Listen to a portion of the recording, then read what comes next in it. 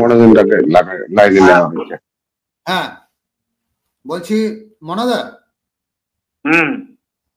আমরা লাইভে আপনার সঙ্গে কথা বলছি, আপনি কথা বলুন। আচ্ছা বলুন।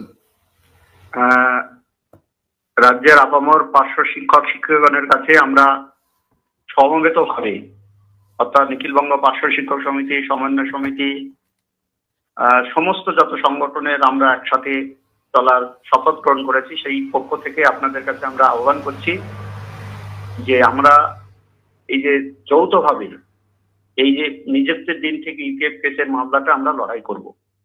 ইতিমধ্যে আমাদের সুপ্রিম কোর্টে কেসটা ফাইল হয়েছে, আপনারা জেনেছেন। আমরা বিভিন্ন নিখিলবঙ্গে পার্শ্ব শিক্ষক সমিতির মিটিংও আমরা কথা বলছি। আজকে বর্ধমানের কথা বলেছি, গতকাল হাওড়াতেও কথা বলেছি, পুরুলিয়াতেও গত সোমবারে রবিবারের কথা বলেছি, এবং আপনাদের আমরা ফেসবুক লাইভে আমরা নিজেরা করব, করে আপনাদের যৌথভাবে জানিয়ে বলে দেব। এই মুহূর্তে আমরা যেটা করব সেটা হচ্ছে যৌথভাবে এই কেসটা আমরা লড়াই করব। এবার কেসটা লড়াই করতে গেলে টাকা পয়সা দরকার।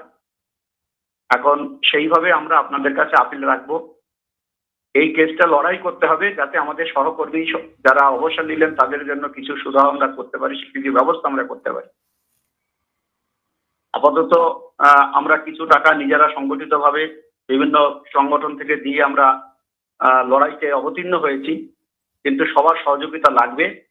আমরা পরবর্তীকালে এই সমস্ত সংগঠনের নেতৃত্বরা যৌথভাবে কলকাতার বুকে খুব তাড়াতাড়ি ফেব্রুয়ারির প্রথম সপ্তাহে বসে আমরা সমস্ত বাজেটটা করে লয়ারের সাথে কথা বলে আমরা একটা জায়গায় এসে ডিসিশন নেব যে কিভাবে এই কেসটা লড়াই করা যাবে এবং কত টাকা আপনাদেরকে দিতে হবে। আমরা ইতিমধ্যে এই কেসের যাতে কোনো রকম ভাবে ত্রুটি না হয়, সমস্যা না তৈরি হয়, তার জন্য আমরা আলাদা একটা ব্যাংক অ্যাকাউন্ট করেছি। যে অ্যাকাউন্টে আমাদের সবারই দায়িত্ব আছে হিসাব রাখার, আপনাদেরও দায়িত্ব আছে হিসাব দেখার, যাতে কোনো সমস্যা তৈরি না হয়, জন্যই আলাদা করা হয়েছে। সেখানে আমি নিজেও অ্যাকাউন্ট হোল্ডার, শামীমবাবু আছেন অ্যাকাউন্ট হোল্ডার, মুকুলরা আছেন, নাজমুল হক আছেন এবং অসিদ্ধা হবেন, এবং কোঅর্ডিনেটর হিসেবে সবাই আমরা একসাথে কাজ করব। এই প্রচেষ্টা সফলভাবে এগিয়ে নিয়ে যেতে হবে এই সরকারের বিরুদ্ধে, পরিষ্কার কথা যেটা। কারণ ইতিমধ্যে আপনারা শুনেছেন যে সরকারি লয়ার মনু সিংভি, কারণ জানি না কি কারণে এইসব করছে সব। আমি আপিল রাখবো এই মুহূর্তে, যেহেতু আমার সমস্যা হচ্ছে, ঢুকতে একটু অসুবিধা হচ্ছে, সবার কাছে আহ্বান করব আমরা আপনাদেরকে পরিষ্কারভাবে জানিয়ে দেব এবং আপনারা সম্পূর্ণভাবে সহযোগিতা করবেন। আমরা যৌথ লাইভে আসবো আবার, মানে পর করে আমাদের এই সমস্যা সমাধান করতে হবে, যাতে আমাদের অবসর যারা নিলে এবং আমরা যারা এখনো কর্মরত অবস্থায় আছি সেখানে যাতে এই সমস্যা মেটে। এই কেসটা আমরা জিতবো, আমাদের পক্ষেই। দেখেছেন ইতিমধ্যে ক্যালকাটা হাইকোর্টের রায়টা ডিসমিস করে দিয়েছে সুপ্রিম কোর্ট, সুতরাং এটা আমাদের পক্ষেই যাবে, এই বিশ্বাস আমাদের আছে। আমরা সম্পূর্ণভাবে কথা বলে আপনাদেরকে পুরস্কার জানিয়ে দেব।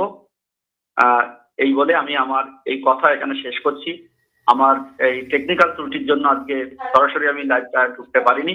সর্বতভাবে আমরা সবাই একসাথে লড়াই করব। এই আবেদন আপনারা সহযোগিতা করবেন, করে এই আবেদন আমি রাখলাম। রেখে আপাতত আমার এই কথা আমি শেষ করছি। সবাই ভালো থাকবেন, সুস্থ থাকবেন, লড়াই করতে হবে, এটা মানসিকতা নিয়ে চলতে হবে।